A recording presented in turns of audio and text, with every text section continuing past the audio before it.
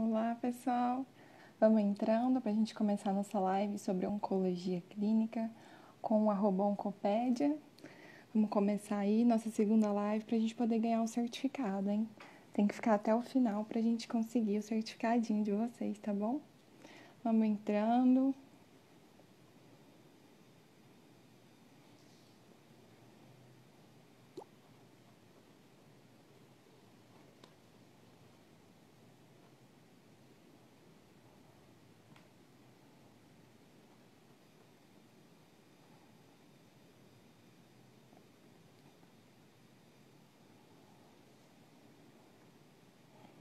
Oi, Lucas. Oi, pessoal. Vamos esperar todo mundo entrar para a gente começar, tá bom?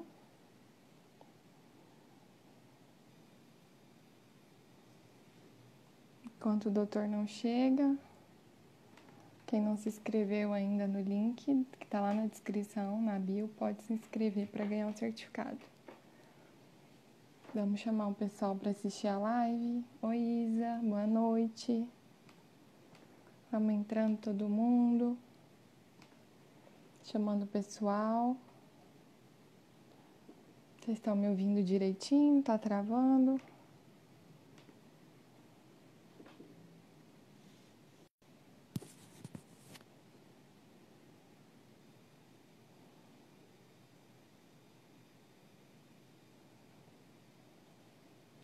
Vamos chamando o pessoal para a gente poder começar.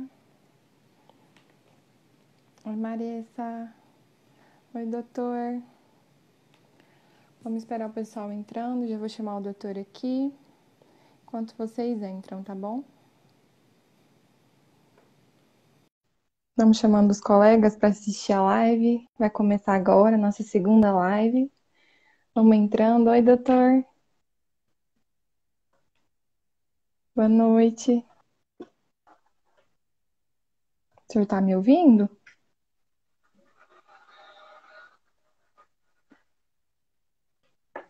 Oi, oi. O senhor está me ouvindo? Oi, tô ouvindo. Ah, que ótimo. Boa noite, doutor. Muito obrigada, viu, por ter aceitado o nosso convite. A gente fica muito feliz de ter o senhor aqui com a gente. Valeu, eu que agradeço. Imagina. Ó, enquanto o pessoal vai entrando aqui, se o senhor puder ir se apresentando, que a live vai ficar salva, para o pessoal ir te conhecendo um pouquinho melhor. Tá ótimo. Eu sou o Marcos André. Eu sou médico oncologista. Trabalho em São Paulo, no Hospital Alemão Oswaldo Cruz, no hospital que fica aqui nas imediações da Avenida Paulista. Ele é referência em oncologia na cidade. Já tem mais de 100 anos, um hospital que tem mais de 100 anos e que vinha servindo originalmente para a comunidade alemã no Brasil nos primeiros anos do século passado. E aí depois virou um hospital referência para toda a comunidade brasileira. Eu tenho o prazer e a honra de trabalhar nessa instituição já há 3 anos e meio, né? E desde então estou lá, desde que eu me mudei do Rio de Janeiro, onde eu fiz minha residência de oncologia clínica no INCA, no Instituto Nacional do Câncer. Aqui no Oswaldo Cruz, eu passei por outras instituições, como o Hospital Sírio-Libanês e o Hospital Nas Casas, que nesses últimos, digamos, quase caminhando aí para mais de 10 anos. Né? Nesses mais de 10 anos foram essas 3 casas aí onde eu estive atuando aqui em São Paulo, e nos últimos 3 anos e meio, 3 anos e 9 meses, eu estou dedicado 100% ao Oswaldo Cruz. Resolvi concentrar minha vida toda no Oswaldo Cruz. Em algum momento eu fiquei dividido entre beneficência e Sírio, atuando nas duas casas, e desde então, desde o início de 2017, só aqui no Oswaldo Cruz. E obrigado, um prazer conversar com você, seus seguidores aí, os acadêmicos de medicina. Vamos ver se eu ajudo, contribuo com alguma informação aí sobre oncologia. Obrigado pelo convite. Imagina, doutora, a gente que agradece, é uma honra ter o senhor aqui. Inclusive, não sei se o senhor sabe, mas o seu livro de biomarcadores a gente usa aqui na faculdade, estamos usando agora com o tema de oncologia, os professores baixaram, mandaram a gente baixar para estar discutindo um pouquinho sobre os biomarcadores. A gente fica feliz. Em ter o senhor É aqui um mesmo? pouquinho, né? Nós somos aqui de Goiás, está um pouquinho longe, mas o senhor tem contribuído com a gente, com a nossa turma de medicina. A gente fica muito feliz e honrado de ter o senhor aqui. Que bom, que Inclusive, bom. vou deixar Eu, nos comentários depois o link se o senhor baixar.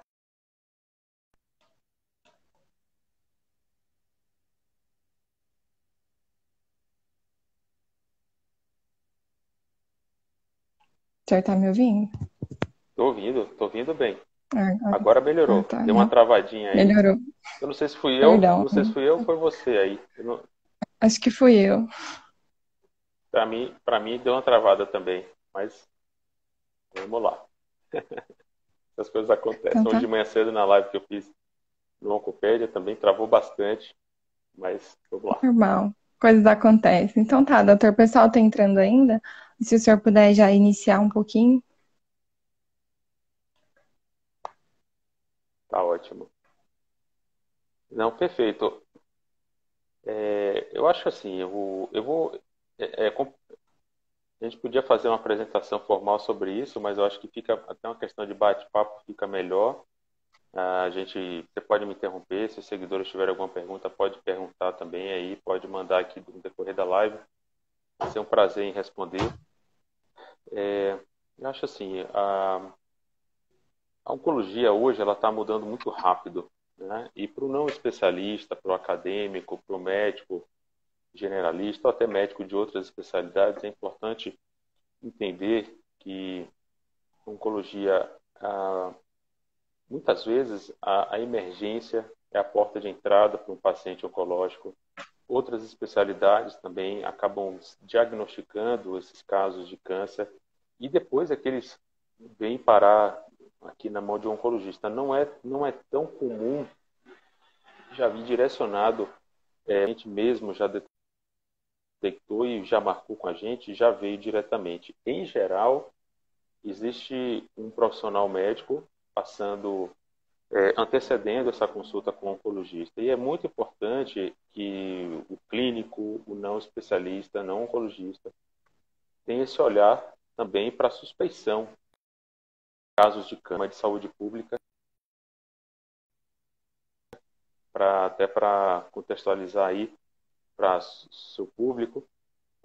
A gente tem casos de câncer, né,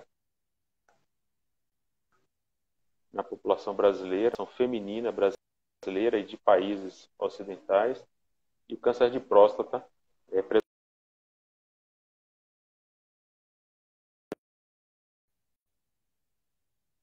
de colo uterino, os cânceres de pulmão, os cânceres de colo e reto, e no homem é a mesma coisa, né? Tirando o colo uterino, obviamente, mas câncer coloretal, câncer de pulmão, câncer de próstata são, são predominam aí no homem brasileiro, e é muito importante que o gastroenterologista, é importante que o clínico ele se atente para os exames, né, os guidelines e os exames de rastreamento para essa população. Muitas vezes são eles que pedem a colonoscopia que vai diagnosticar um câncer de colo e de reto.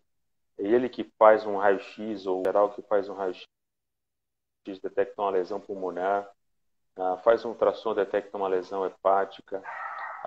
Muitas vezes é a ginecologista que detecta um nódulo mamário, faz o diagnóstico também, detecta, acompanha um nódulo mamário, às vezes ela que recomenda a punção, ela que solicita um ultrassom de tireoide e faz a punção e dá um câncer de tireoide, que a gente discutiu ontem na live do Onco, às 20 horas, sobre câncer de tireoide. Estou fazendo uma série com cirurgiões oncológicas. Ontem a gente discutiu câncer de tireoide, hoje de manhã cedo tumores ósseos.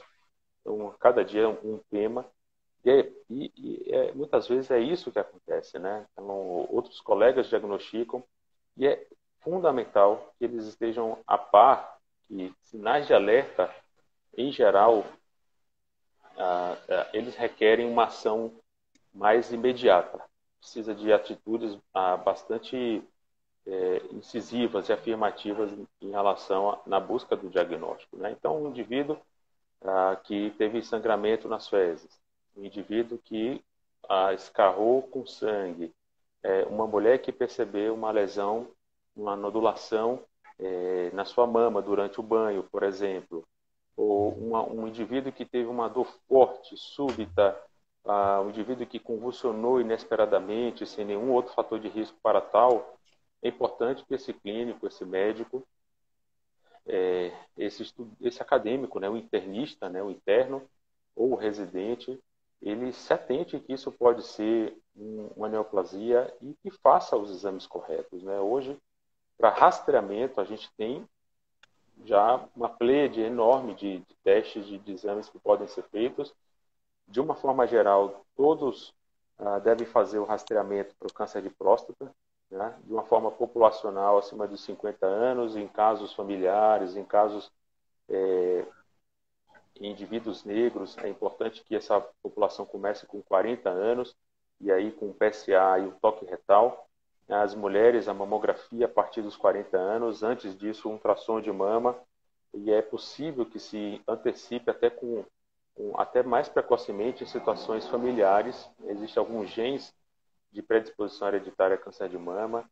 Para câncer de mama é isso, para próstata, para pulmão, né? Existe existem alguns trabalhos já que nos embasam a fazer uma tomografia de baixa voltagem com pouca incidência de radiação, que é chamada de uma radiação de baixa voltagem para os indivíduos de alto risco, ou seja, aqueles indivíduos com uma carga tabágica muito elevada, mais velhos, acima de 55 anos, eles devem fazer um rastreamento com tomografia de baixa voltagem. Então, exatamente para detectar precocemente as nodulações que podem vir a ser. Eu falei do câncer de cólon, a gente está no mês de conscientização para o câncer de colo e reto, o mês chamado Setembro Verde, precoce, do ator de Pantera Negra, e isso trouxe uma repercussão e visibilidade muito grande para essa causa, esse mês de conscientização. Então, é bem importante que a colonoscopia seja feita a partir dos 40, perdão, a partir dos 50 anos, só que, né, já a partir dos 45. E essa é uma recomendação muito forte, exatamente porque a faixa etária está caindo, né? A gente tem visto indivíduos jovens sendo diagnosticados com câncer coloretal cada vez mais cedo, né? E isso tem muito a ver com a dieta, né? A dieta ocidental é catastrófica nesse sentido, e o sedentarismo, né? São causas importantes. Só para você ter uma ideia, a gente vê 40, 50, algumas estatísticas, até 60% da população ocidental, seja americana, Europa Ocidental, ou acima do peso ou obesa. E obesidade é um fator de risco para 17 tipos de câncer. Nunca se pode perder isso de perspectiva. Os acadêmicos, os residentes precisam orientar seus pacientes, já se acostumar a esse tipo de coisa, porque as campanhas de tabagismo, elas são muito batidas, né? São muito claras nesse sentido, mas a obesidade, se estima que a obesidade ultrapasse tabagismo como a principal causa evitável de câncer até 2030. Para vocês terem ideia da gravidade desse achado, né? E por fim, e aí causando câncer de cabeça e pescoço, né? Também o tabagismo e o etilismo, a cabeça e pescoço, esôfago, estômago, bexiga. Então, são causas, dá para evitar cair bastante a incidência de neoplasias. Os vírus, né? Os vírus oncogênicos, a gente tem visto aí, eles aumentando bastante no Sudeste Asiático, na China, tem os tumores de cabeça e pescoço chamados nasofaringe, os tumores de nasofaringe ou nasofaringioma também, causando câncer vírus geral, o HPV, o HBV e o HCV, né, que é o vírus C e o vírus B da hepatite, causando câncer, caso importante, não precisa nem falar, né, está relacionado de uma forma muito grave aos tumores de colo uterino. 99% dos tumores de colo uterino são causados pelo vírus herpes, né?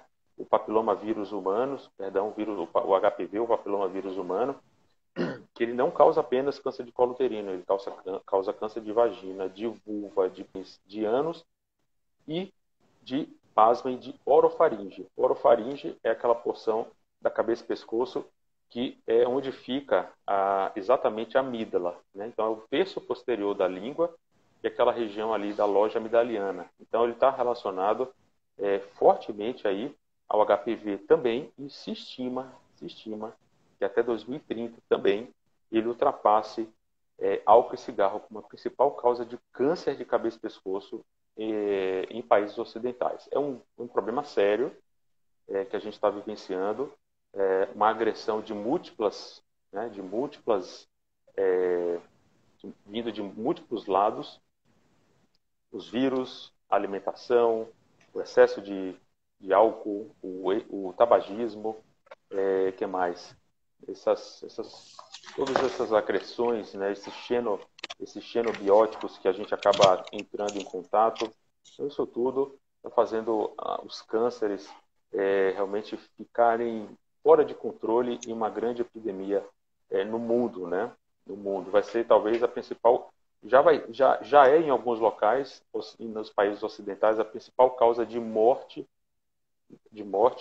superando até as causas cardiovasculares, que, por sua vez, superaram as causas infeccioso-parasitárias, né, no século passado. Então, a gente está vendo, quanto mais desenvolvida é aquela sociedade, ele se afastou muito velozmente das causas infecciosas parasitárias como causa de morte, depois foi para as causas cardiovasculares, e o topo disso são as causas ligadas a câncer, né, como causa de morte, aí sendo a principal nesses países. Eu acho que como introdução era isso. Se você tem alguma pergunta, o pessoal tem alguma pergunta, senão eu vou seguindo aqui, pode me interromper. Tá bom. Uma moça perguntou aqui que ela é filha de fumante, se deve fazer alguma investigação, mesmo ela sendo assintomática. Olha, essa pergunta até eu vi aqui da Sherloves, que ela é filha de pacientes minhas, de uma paciente minha, e essa semana ela passou em consulta com os pais comigo. Então, isso é bem importante, Sherloves, que a gente... essa pergunta é fundamental, porque hoje a gente sabe que o câncer de pulmão ele não ocorre apenas em indivíduos tabagistas, né? Câncer de pulmão é uma entidade muito complexa. Essa semana eu dei uma aula para o time da pós-graduação e exatamente sobre câncer de pulmão. E o que eu falei para eles? Eu mostrei algumas imagens, mostrei alguns slides mostrando que câncer de pulmão hoje ele não é mais uma coisa só. Quando a gente fala câncer de pulmão, a gente está falando de um conjunto de doenças raras. Por quê? Porque a gente foi subdividindo o câncer de pulmão do tipo pequenas células e não pequenas células. Pequenas células é o grosso, né? É a maioria. Perdão, eu falei pequenas células, né? Então, não pequenas células é o grosso, é a maioria. Os pequenas células são tumores relativamente incomuns, algo próximo aí a 10% das neoplasias de pulmão são do tipo pequenas células, são tumores bastante agressivos, difíceis de tratar. E os não pequenas células é o grosso, corresponde então a 85, talvez 90% dos tumores de pulmão. Esses, por sua vez, são subdivididos também em vários tipos, mas o que predomina desses 85%, digamos assim, 65% é do tipo adenocarcinoma. E o adenocarcinoma, ele pode acontecer em indivíduos não tabagistas. Um outro tipo de tumor não pequenas células é o carcinoma epidermoide, corresponde então aí a uns 15% dos cânceres de pulmão do tipo não pequenas células. E esse acontece, assim como o pequenas células, basicamente em fumantes. Os adenocarcinomas, eles podem acontecer em fumantes, mas eles têm a probabilidade de poder acontecer em não fumantes. E aí que entra o detalhe. Os não fumantes são estimados hoje que, pelo Instituto Nacional do Câncer, eu falei a instituição onde eu fiz minha formação como oncologista, o INCA, ele estima que aproximadamente 5 mil novos casos de câncer de pulmão ocorram no Brasil anualmente em indivíduos não tabagistas. Isso é muito sério, isso é muito grave. E quais são as causas disso acontecer? Primeiro, o tabagismo passivo. Então, é importante que pessoas que têm história familiar, né, de pai e mãe que fumavam em casa, fique atento, né? Valorize os sintomas respiratórios. Muitas vezes esses pacientes, infelizmente, por serem jovens e por não se suspeitar que um sintoma respiratório possa ser um câncer de pulmão, acaba tendo seu diagnóstico retardado e isso prejudica o prognóstico do paciente. Então, não há um rastreamento hoje recomendado oficial para essa população, né, de pessoas, mas é prudente que essas pessoas mantenham um screening, um rastreamento com raio-x. Esse é o recomendado e que valorizem suas queixas respiratórias, né? São quadros que, assim, obviamente que pode ter um resfriado, pode ter alguma situação pulmonar, isso aí qualquer um eles não estão isentos disso, né? Mas é importante que sintomas respiratórios que não passem, é importante que se valorize, se procure um especialista. Sim, posso ler outra pergunta ou o senhor já quer continuar? Pode sim, Posso por ler? favor. A Ana Pode, Paula está pode perguntando ler. assim para o senhor: doutor, como já se sabe que o HPV causa câncer em orofaringe, esse exame sempre deve ser solicitado para os pacientes de cabeça e pescoço, o exame para pesquisa do HPV? Perfeito. É, não, a resposta é não. Não tem como rastrear esse tipo de coisa, a gente não faz isso. Para a cabeça e pescoço, a gente não tem esse rastreamento, assim como a gente tem para colo uterino, né? Colo uterino há o esfregaço, o Papa Smear, né? Que chama do inglês a citologia oncótica, né? Que é o Papa Nicolau, o famoso Papa Nicolau, né? Isso deve ser feito. Uma outra medida muito importante que a gente tem visto que tem ajudado até na prevenção dos cânceres de orofaringe é a vacinação para o HPV. A partir dos 9 anos de idade, homens e mulheres, meninos e meninas, devem ser vacinados. A gente tem um calendário vacinal, está no calendário do SUS, e é importantíssimo que todo papai, toda mamãe, leve seu filhinho quando tiver 9 anos para vacinação contra o HPV, porque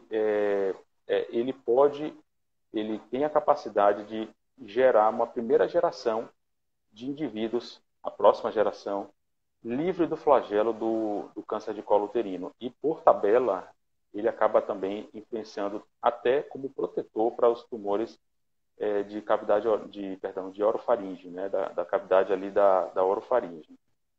Mas como rastreamento não tem o que fazer, Ana Paula. Perfeito. Obrigada, doutor. Eu acho que não chegou nenhuma pergunta mais, mas eu acho que dá para a gente comentar também. Esse é um problema muito sério. Quando eu estava no Instituto Nacional do Câncer, existia um prédio que era só para tumores de colo uterino. Era impressionante. Na verdade, não é só tumores de colo uterino. Era um prédio chamado Hospital do Câncer 2. Eram 4 hospitais do câncer, gigantescos, complexos enormes no Rio.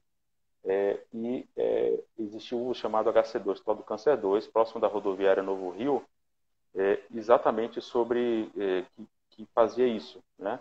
Que fazia um direcionamento de tratamento só para os tumores ginecológicos e estava começando a chegar sarcomas também por lá, sarcomas e melanoma, mas é uma quantidade muito pequena de casos. Mas o grosso eram tumores ginecológicos e o grosso desse hospital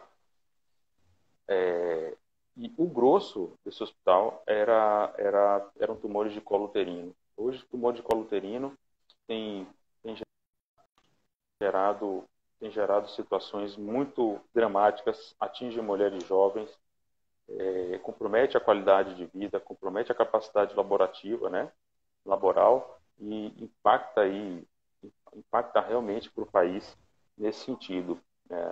Eram casos realmente dramáticos e, infelizmente, no SUS a gente vê, assim como tumores de cabeça e pescoço, tumores de cabeça e pescoço podem estar ligados aí ao álcool, cigarro e ao HPV e outras causas que a gente não conhece. São tumores que, dentre os 10 tumores mais frequentes no homem brasileiro, os tumores na região de cabeça e pescoço, eles, 8 desses 10, 2 deles são da região de cabeça e pescoço, né?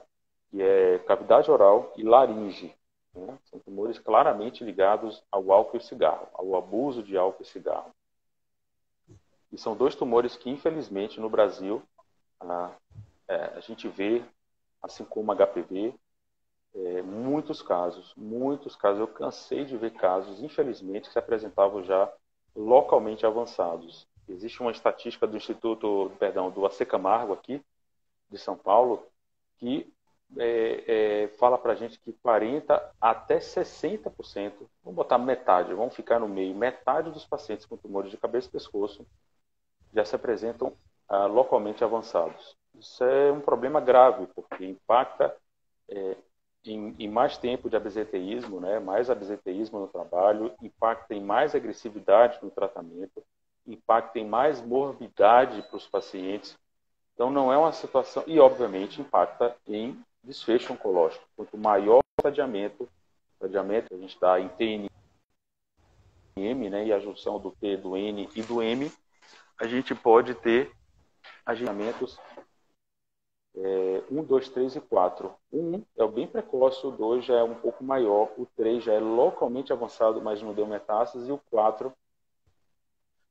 já é metastático. Então, o AC Camargo disse para a gente que pelo menos metade desses pacientes com cabeça e pescoço já são localmente avançados, ou seja, estádio 3 para cima. Né? Isso é muito grave, como eu falei, tem todas essas repercussões que eu falei, e o pior delas é o pior desfecho oncológico. Né? Isso é uma situação muito, muito ruim, infelizmente. Colo uterino, muitos pacientes, infelizmente, também se apresentam localmente avançados e até metastáticos, e isso tem uma clara consequência aí para os pacientes, sua qualidade de vida e seu desfecho oncológico.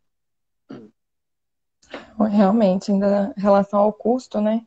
É muito mais, entre aspas, barato cuidar da prevenção do que propriamente o tratamento, né?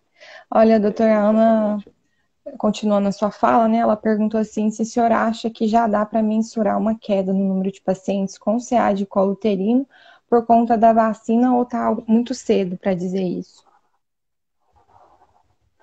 Olha, a gente já tem muitos anos aí já desde a vacinação, mas é preciso esperar um pouco mais, tá? É preciso esperar um pouco mais. A gente está muito confiante que isso gere gere um impacto nessas estatísticas, nesses números. A gente precisa esperar 1, 2 décadas para ter esses dados maduros e a partir daí conseguir já estourar champanhe, né? Não é uma coisa que vai ser tão rápida, até porque esse tipo de prática tem menos de uma década, né? Mas vamos lá, vamos manter esse compromisso de vacinar contra o HPV as crianças a partir dos 9 anos. Já existe um calendário vacinal para isso. Existe isso é dado gratuitamente e existe uma clara demonstração já em estudos muito grandes com essas vacinas que tem a capacidade de reduzir as lesões pré-malignas e as lesões até malignas nessas crianças no futuro. Né? Isso deve ser dado em meninos e meninas. E começou com as meninas e depois avançou-se para os meninos também. Então, a partir dos 9 anos, os pediatras que estão nos assistindo, precisam ter... Aqui no meu canal não tenho... Eu acho que eu não tenho nenhum pediatra inscrito, até onde eu me lembro. Estamos com quase 20 mil inscritos aí, mas não tem, pelo que eu me lembro, nunca me relacionei com nenhum pediatra aqui, contato, curtida, comentário, não me lembro. Não sei se no seu perfil tem, mas como pais, como mães, como tios, como médicos em geral que estão nos assistindo, é preciso ficar atento que existe essa vacina e ela deve ser perseguida, tá? Sim, sim. No meu canal eu também não sei se tem. O meu é mais voltado para os estudantes, mas eu espero que eu seja a primeira do senhor, né? Daqui uns anos, vamos ver. O Ah, Elian boa. está falando para o senhor assim: doutor, existe alguma outra etiologia além do HPV que causa o CA de cervix? Causa o câncer de Cervical. CA cervical. cervical, ele disse. Isso. 99% deles está relacionado ao HPV. 99%. Esse 1% acontece, são casos anedóticos que a gente não sabe direito por que acontece. Em países de primeiro mundo, aí, né, os Estados Unidos, Europa, onde o rastreamento é feito de uma forma muito eficiente, esse é um problema bem pequeno por lá. Bem pequeno, eles não figuram como nem entre os 10 tipos de Uhum. neoplasia mais comuns lá. Lá aparecem outras neoplasias, por exemplo, câncer de pâncreas, né? Uhum. A gente não conversou muito aqui ainda sobre ele. Sim. Acontece em câncer de esôfago. Por quê? Porque tem alguma relação aí com obesidade, alguma relação com causas hereditárias e relação também com a parte alimentar, né? Então, com o etilismo, com o tabagismo e até com hipertensão. Pode ser uma causa de câncer de pâncreas que se catalogou epidemiologicamente, né? Mas câncer Uhum. de pâncreas hoje, ele é um problema gravíssimo, gravíssimo, apesar de não estar ali no, no topo das incidências de neoplasias, mas ele figura, infelizmente, no topo das causas de morte por câncer. Por quê? Porque uma neoplasia altamente mortal. Eu, eu fico até eu falo isso com muito pesar. Não gosto de falar assim, mas eu preciso, até por uma questão de coerência e verdade, não são neoplasias fáceis de serem tratadas. Eu perdi uma tia, uma das causas de eu fazer medicina, perdão, fazer oncologia, foi ter perdido uma tia aos 44 anos com uma neoplasia de pâncreas, Nova. muito jovem. Eu era acadêmico ainda de medicina e isso me abalou bastante, me abalou muito, me levou, eu acabei se virando a referência na família para esse problema dela. Uhum. Enfim, a gente morava na mesma cidade, morávamos em Salvador nessa época e isso é uma coisa que choca bastante, porque muitos casos, infelizmente, já se apresentam também por ser um órgão retroperitoneal, ou seja, ele se situa lá atrás na região do reto peritônio, só dá sintomas em situações onde o tumor já cresceu bastante, exceto tumores de cabeça de pâncreas, onde se tem, por uma questão de anatomia, um desenvolvimento muitas vezes precoce aí, até de icterícia, né? E é importante que também falando para o clínico, né, falando para o acadêmico, para o residente, para o não especialista,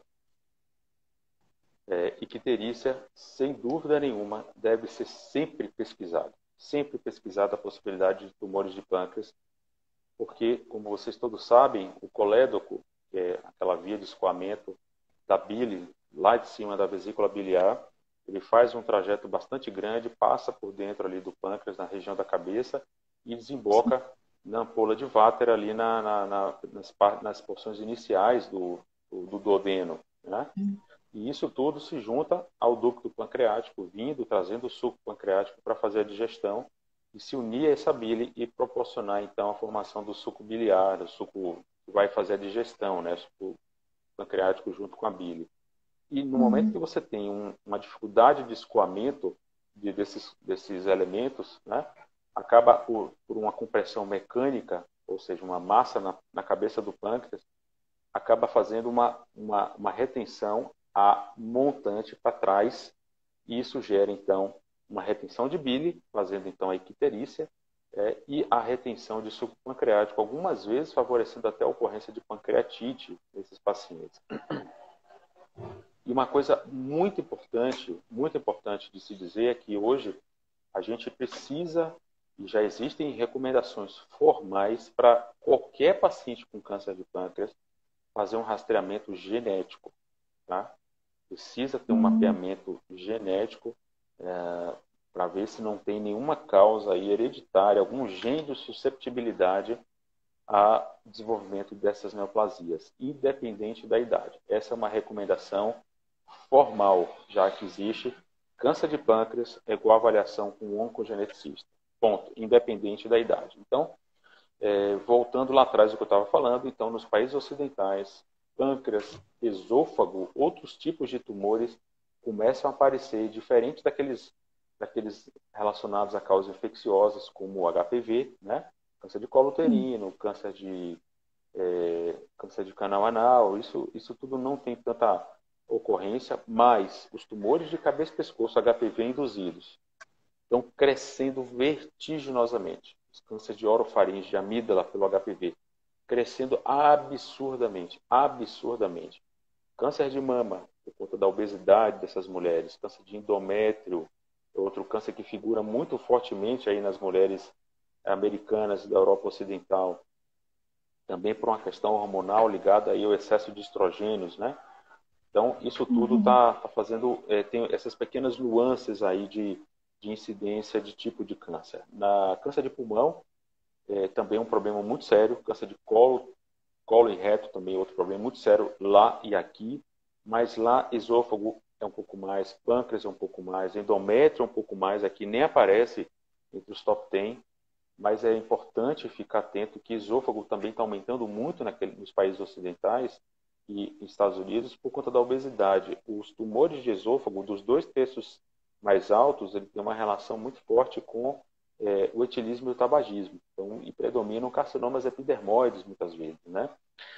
O do terço distal e da junção do esôfago com o estômago são neoplasias de outro tipo de célula, são tipos de celulares chamados adenocarcinomas, se originam de glândulas, as glândulas que ficam ali naquela região, as glândulas fúngicas do estômago, e ali na última porção, na porção distal do esôfago também predominam essas glândulas e as neoplasias originárias dessas glândulas, daí chamado de adenocarcinoma. E essas neoplasias têm uma forte relação, fortíssima relação com o refluxo, né? A doença do refluxo gastroesofágico. Então não se enganem e não pensem que refluxo não dá problema. Dá problema, é importante tratar. E o obeso tem muito refluxo, consequentemente danifica cronicamente aquela mucosa do esôfago distal. Ele fica recebendo um suco gástrico com pH de 3. Vocês imaginam o que é um pH de 3? É altamente corrosivo, cronicamente, recebendo esse material, uma mucosa que não foi feita para isso. E o epitélio ele vai modificando, vai sofrendo uma metaplasia, depois uma displasia, e depois um carcinoma in situ, e finalmente vira um carcinoma invasor. Esse tipo de câncer está aumentando em incidência. A gente tem que ficar muito atento que obesidade é igual a câncer. Nunca percamos isso de perspectiva de diversos cânceres. Não só esse, como está relacionado à doença do refluxo, mas também vários outros. Obesidade é uma doença. Infelizmente, eu preciso falar assim, e a gente precisa apropriadamente ajudar nossos amigos, ajudar nossos pacientes, ajudar nossos familiares a vencer isso, estimular a prática de exercício físico. Aqui no Oncoped eu fiz, no mês passado, uma série bastante longa, que durou 3 semanas, todas as lives que eu fazia com um profissional, um educador físico, tratando nuances do exercício na prevenção e exercício no combate ao câncer, né? A gente vê que a prática regular de exercício físico reduz em até 22% o risco de desenvolvimento de algumas neoplasias. Quais são elas? Mama, endométrio, esôfago. Olha esôfago aí de novo, né? A gente tem, numa proporção um pouquinho menor, várias outras neoplasias, como câncer de rim, câncer de vesícula, câncer, que mais? Câncer coloretal, olha só que coisa, pâncreas. Então, câncer de endométrio. Então, é importante fazer exercício físico como prevenção primária e os indivíduos com diagnóstico de câncer precisam ser estimulados a fazer exercício físico, mesmo que nunca tenham feito, porque isso reduz o risco de morte, pessoal. Então, existem hoje dados muito robustos que exercício físico pode reduzir o risco de morte em até 45%. Olha que absurdo. Uma medida única, barata, pouco complexa, que dá prazer, que gera saúde e que reduz o risco de morte num paciente com câncer de próstata, de mama e tumores coloretais. Pode reduzir numa grandeza aí de 33% até 45% o risco de morte, uma vez já instalada a neoplasia. Qual é a medida que consegue esse tipo de coisa? Poucas, né? E exercício físico, esporte, tem essa capacidade, e a gente está falando de um ganho mesmo em pessoas que nunca fizeram exercício físico. Então, nunca é tarde para começar, né? Verdade. Doutor, a gente ontem abriu uma caixinha de perguntas, muitas o senhor respondeu, e teve uma aqui da Maria, tô lendo aqui, ela perguntou mais específico do CA de cólon, sim, em relação ao rastreio, se a colonoscopia exclui a retossigmoidoscopia, em relação ao rastreio do CA de cólon. Essa é uma boa pergunta. A retossigmoidoscopia ela é uma opção, ela é uma alternativa à colonoscopia, só para entender o cólon, o intestino, na verdade, né? Ele é formado por dois grandes setores. O intestino delgado, que são aquelas alças enormes que a gente às vezes vê em livro, né? Vê alguma representação, e eles é uma porção bastante grande, está responsável aí é a primeira porção aí onde o alimento entra em contato, depois de descer do estômago, ele entra em contato com o suco pancreático, com a bile, e vai acontecer a digestão. E depois tem a porção final, formada então pelo intestino grosso, né? Então, antes era o intestino delgado, depois o intestino grosso. Ele tem uma extensão bem mais curta, bem menor, e é uma porção terminal de armazenamento e eliminação, né? Então, e essa porção final é que a gente faz o rastreamento para o câncer de intestino, e a maioria esmagadora, né? Mais de 98% dos tumores do intestino, quando a gente fala intestino, não esquece o intestino delgado, é intestino grosso. E aqui, quando a gente fala em rastreamento também, com as colonoscopias ou retossigmoidoscopia, a gente está falando só dessa porção terminal, e isso recebe esse nome colonoscopia, porque é o cólon. A gente consegue ver o cólon inteiro. Depois que termina o intestino delgado, começa a válvula iliocecal, válvula iliocecal, que separa o íleo dessa porção anterior de intestino delgado, e aí começa o intestino grosso, uma porção ascendente, que geralmente não, que está do lado direito do abdômen, subindo. Depois ele cruza todo o abdômen, que é chamado de cólon transverso, desce, que é o cólon descendente, depois o cólon sigmoide, com uma porção relativamente curtinha, reto e ânus, né? Então, o cólon descendente está descendo na porção, esse nome porque ele desce e ele está do lado esquerdo do abdômen, né? E a retossigmoidoscopia, ele só vai exatamente ali, nessa porção final, ânus, reto e sigmoide. Daí esse nome, retossigmoidoscopia, copia de visão, né, de inspeção. Então, a retossigmoidoscopia faz esse trabalho de olhar só uma parte do intestino. É uma alternativa, porque a maioria dos tumores, boa parte desses tumores de intestino grosso, intestino de uma forma geral, estão lá. Uma parte considerável está lá. Agora, quando a gente fala colonoscopia, eu sempre prefiro colonoscopia. Sempre que possível. Quando é que a gente opta por reto? É um exame menos demorado, menos traumático, digamos assim, é mais rápido, não faz tanta distensão.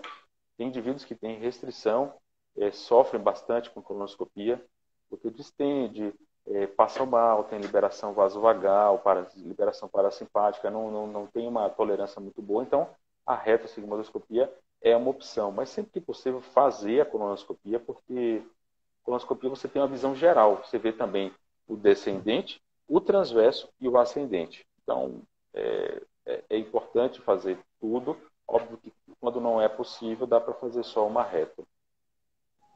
Perfeito, doutor. Uma última aqui que perguntaram sobre os sinais semiológicos para o clínico, né, no PSF aí, para a gente pensar na hipótese de ser um CA, além da perda de peso involuntária. O que o senhor, assim, dá uma iluminada para a gente aqui? Perfeito. A gente conversou um pouco sobre isso no início da live, mas é sempre bom resgatar.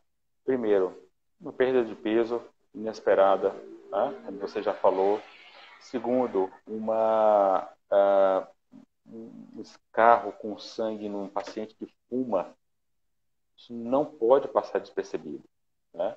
Uma menina que tem uma descarga, né, é, com sangue, né, que tem uma metrorragia fora do ciclo menstrual, ficar muito atento a esse tipo de coisa. Uma menina, uma mulher que tem esse tipo de acontecimentos, sai sangue fora do ciclo menstrual.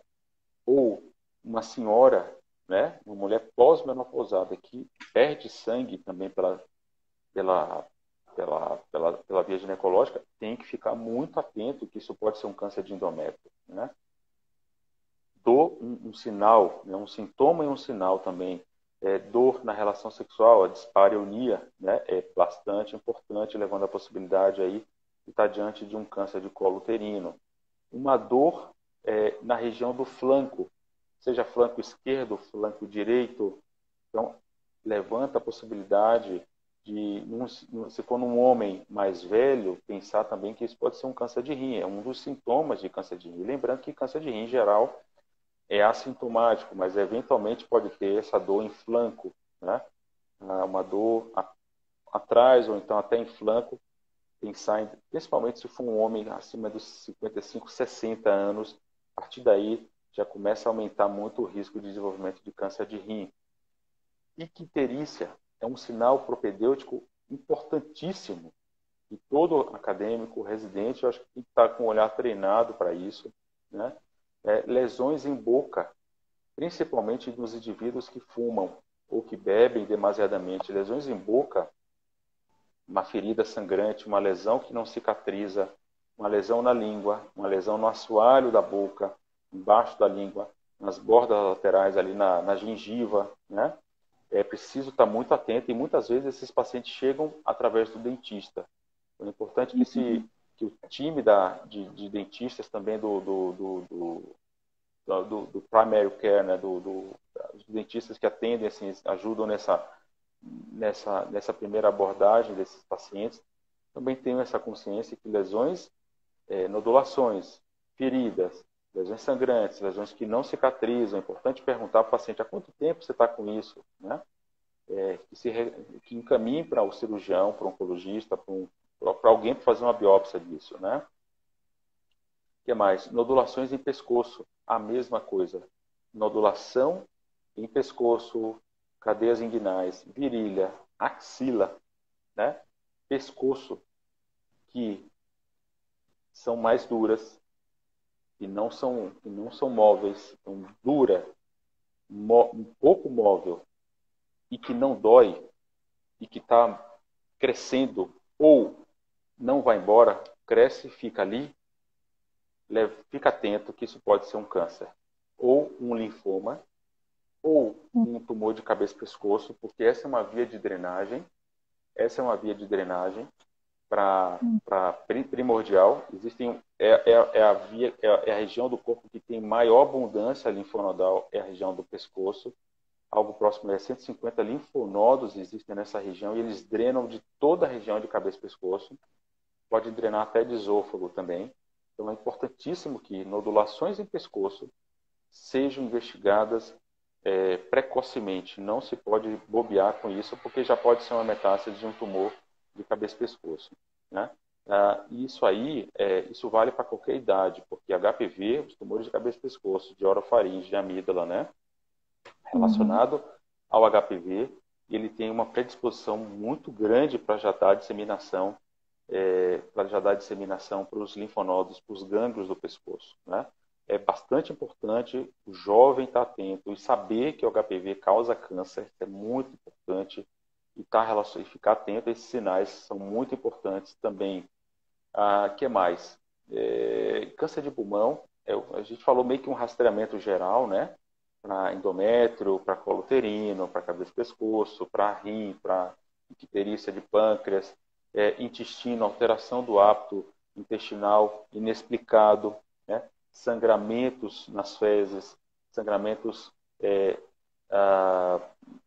inexplicados aí, constipação, fezes em fita, significa que essas fezes estão passando numa área de estreitamento, precisa ficar de olho. E pulmão, né? Pulmão é preciso estar muito de olho, porque mesmo indivíduos jovens que não fumam podem ter câncer de pulmão. Isso eu já falei aqui, as estatísticas são absurdas. Hoje no Brasil acontecem 30 mil casos de câncer de pulmão todos os anos. A gente não sabe se... na verdade a gente sabe, né? Esse é um número claramente subnotificado. Nos Estados Unidos são 250 mil novos casos de câncer de pulmão todo ano. No Brasil são só 30 mil. A gente não tem só 30 mil, a gente tem muito mais que isso. E é importante ter essa noção que pode acontecer mesmo em pacientes, em pessoas jovens, na casa dos 25, 30 anos. Eu tenho hoje mesmo eu tenho vários pacientes na casa dos 30 anos, 40 anos, que nunca fumaram, diga-se de passagem. Hoje, inclusive, eu atendi uma dessas pacientes que tem um câncer de pulmão, adenocarcinoma. Esse é um tumor que acontece em adenocarcinoma. Esquece pequenas células, esquece carcinoma epidermoide. Esse é um tumor que acontece em jovens e é do tipo adenocarcinoma. E esses tumores têm um lado bom, se é que existe um lado bom disso tudo, mas um lado bom é que, em geral, esses cânceres adenocarcinomas em jovens, eles têm muita mutação. Então, dá em algo próximo aí 6, 7, algumas estatísticas até 7 pacientes em 10, quando tem um câncer de pulmão, tipo adenocarcinoma, jovem e sem história de tabagismo, 7 em 10 desses indivíduos têm alguma mutação que pode ser acionada por uma droga oral. E aí os desfechos são maravilhosos e, em geral, são um tratamento com essas drogas orais, a chamada terapia-alvo. É melhor, muito melhor que quimioterapia, né? Sim. O que mais? Eu acho que as mensagens gerais... sim, e obesidade, né? Eu falei bastante de obesidade, mas, assim, sempre que tiver oportunidade, para não ser um chato, mas tem que ter essa conversa sempre com os pacientes, que a obesidade está relacionada a 17 tipos de câncer. Foi publicado numa revista importante da gente aqui, chamada Lancet, né? Então, a Lancet publicou essa revista mostrando, esse artigo mostrando que pode causar 17 tipos de câncer. E lembrar sempre, o tecido adiposo é um órgão endócrino. Ele não é uma coisa parada. Ele é um órgão vivo. Ele produz substâncias, ele produz hormônios, peptídeos vasoativos, peptídeos que influenciam na resposta imunológica. Eles produzem até citocinas. As citocinas são as substâncias, são os grandes combustíveis aí das células do sistema imune. Até isso eles produzem, as células adiposas. Então, e produz hormônio, né? Um desses hormônios é o estrógeno. E o estrógeno, vindo do tecido adiposo, é a principal fonte de estrógeno na mulher depois que passou pela menopausa. Então, antes da menopausa, na mulher jovem, são os ovários. Depois, quem assume isso é o tecido adiposo. Por isso que essas mulheres estão, historicamente, câncer de mama era nessas mulheres. Historicamente, câncer de endométrio era e é ainda nessas mulheres, mas câncer de mama sofreu uma mudança radical aí nos últimos anos, tem acontecido cada vez mais precocemente nas mulheres. A gente hoje em câncer de mama vê 4 grandes tipos de câncer de mama. O primeiro deles é aquelas que têm receptores hormonais positivos, chamados luminais, né? Então, tem o luminal A e o luminal B. O que diferencia o luminal A do luminal B? Ambos são receptores hormonais positivos para estrogênio e progesterona.